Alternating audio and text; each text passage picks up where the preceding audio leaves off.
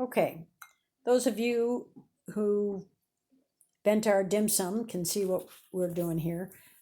Mary and I are known to make dim sum dumplings, and we're making a batch for a few friends in payment for services rendered. Anyway, Mary and I have two very different techniques for putting dumplings together. So they both work. And we've taught them to other people, and some people prefer her technique and some people prefer mine. I'll tell you one thing, Mary generally is much faster at this than I am. So I'm going to talk you through one. So what she does, she takes a wrapper and gets it wet. She pre-folds it, dumps out the extra water.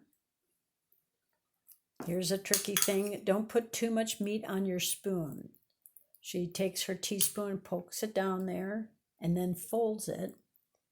And what you want is you want to make sure that you don't have any meat sliding out of the seam, because if you do, your dumplings will not stay together. And when they steam, the meat will leak out.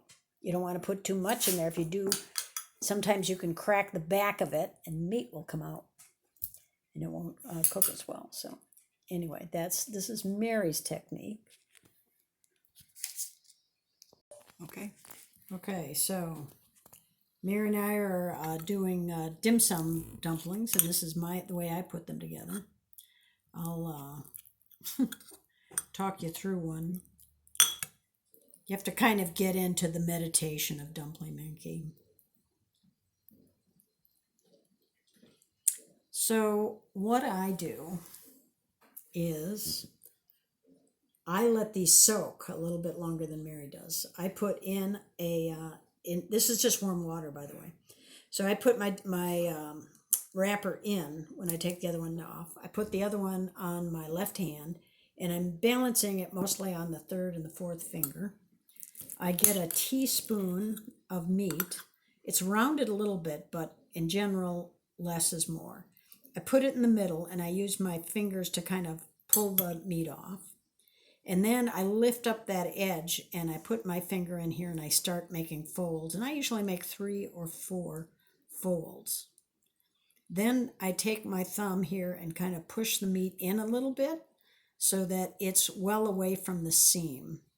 Because I find that if you get any meat in this seam, it opens up.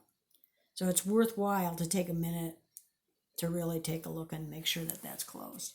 And the more you do of these, don't get hung up on the first dumpling you make, because it'll be terrible. I can guarantee you. So just kind of do it. Don't obsess about it. You can always throw that one in the cook and you eat while the other ones are freezing. Just don't spend too much time on it. It'll drive you crazy. Just keep making your dumplings. I forgot to put one in there. If you keep making them, you'll get better. It's kind of like throwing. Just keep doing it. You'll get it. So these are the dumplings that we get. These are the wrappers that we get. I don't make my dough. I tried making dough once, and it was really a pain in the ass. Sorry. It was a pain in the neck, and some people had a lower opinion of it. But I found that all the dough stuck together, and it was just no joy. So there's this, and there's some other ones.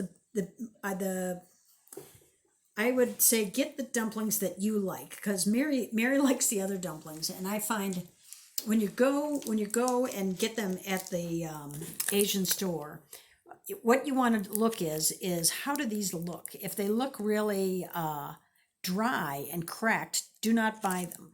That's what you want, is a good quality one, and how they handle it will make a difference to how good they are. So when those are dried and cracked, they're terrible, and you can't wrap them in the border cracks and they fall apart. It's just totally not worth it.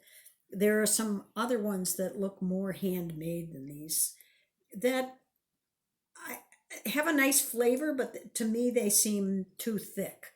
They're a little too chewy than I want. But Mary likes them, so it's preference. Try the ones you like, and just make sure you get ones that aren't freezer burnt. Okay, I think that's all I have to say about making dumplings.